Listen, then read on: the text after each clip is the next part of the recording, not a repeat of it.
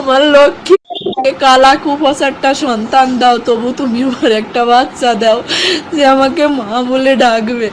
লিফটে ঢুকবে তখনও ঘুরে ফিরে আমার দিকে 2-3 বার তাকাচ্ছিল। আমার ওই তাকানো এখনো চোখে ভাসতেছে। অনেক আল্লাহর কাছ থেকে চেয়ে না সন্তান আমার। আমার যখন বিয়ে হয় আমার ছেলে মেয়ে হতো না, 8-10 বছর ধরে ছেলে মেয়ে হয়নি। অনেক কষ্ট করছি আমি, অনেক কথা শুনছি মানুষের। মানুষ যা খাতি আমাকে বলছে আমি তাই খাইছি, তারপরেও কোনো সময় আমার ছেলে মেয়ে হয়নি। এক সময় আমি নামাজ রোজা কোরআন শরীফ এইগুলো করতে শুরু করি আর আল্লাহর কাছে ডাকি, আল্লাহ তুমি আমাকে কালা কুপোষারটা সন্তান দাও, তবু তুমি আমার একটা বাচ্চা দাও যে আমাকে মা বলে ডাকবে। ডাক্তার কবিরাজ দেখাতে দেখাতে আমার সিনথিয়া হয় আমার বিয়ের 9 বছর পরে গিয়ে। সিনথিয়ার যখন 4 বছর বয়স আমার আবারও বাবু হয় না, আমি আবার চেষ্টা করি, তখন আমার রাইসা মনে আমার পেটে আসে। হ্যাঁ, তখন থেকে আমাদের জীবনটা বদলে যায়। আমাদের জীবনটা এত সুখের ছিল না, অনেক কষ্টের ছিল আমার জীবনটা আর আমার স্বামীর জীবনটা। একে তো সন্তান হারা, আমাদের টাকা পয়সার সমস্যা, সব কিছুর সমস্যা ছিল।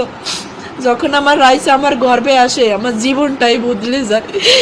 আমার রাইসা যখন জন্ম নেয় তখন ওর আব্বু ব্যবসা শুরু করে। আজ ওর বাবা ব্যবসায়ী, প্রতিষ্ঠিত ব্যবসায়ী, কিন্তু আমার বাকি নাই। আমার লক্ষ্মী মেয়ে বুড়োই গেছে। আমার লক্ষ্মী রে তো আমি বলবো না, আমার ওইটুকু লক্ষ্মী। 8 বছর বয়স শেষ হয়ে 9 বছর চলতেছে। 9 পারা কোরআন শরীফ পড়েছে আমার রাইসামণি। রাইসামণির বয়স যখন 3 বছর, আর আমার সিনথিয়া, আমার তখন ছেলে বাবুটা হয়নি। আমার বাবু তখন 4-5 মাসের পেটে। উমরা করতে গেছিলাম আমরা অল পরিবার, আমার হাজব্যান্ড আমার বাচ্চাদেরকে নিয়ে। আমার রাইসামণি সেই উমরা হজের ছবিও আছে। আমার রাইসামণিরে হজ করায় নিয়ে আসছে। আমি আল্লাহর উপরে বলছিলাম, যখন ওরে পাওয়া যায়নি আমি বলছিলাম, আল্লাহ আমার সন্তান খুঁত হয়ে থাকুক, তবু তুমি আমার কাছে জীবিত ফিরেই দাও। আমি আবার আমার পাখিরে সম্পদ বেঁচে হলেও উমরা করাতে নিয়ে যাব, আবারও আমার পাখিকে আমি হজ করাতে নিয়ে যাব।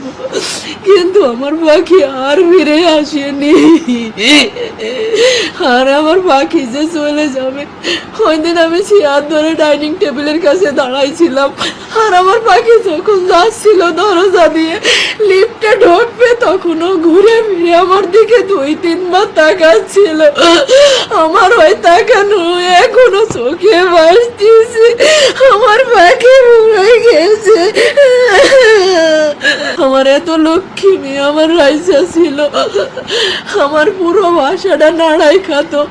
আমার সিনথিয়া আর আমার রাফসান এত দুষ্টুমি করে না, আর এত চঞ্চল না। আমার রাইসা অনেক চঞ্চল মেয়ে ছিল।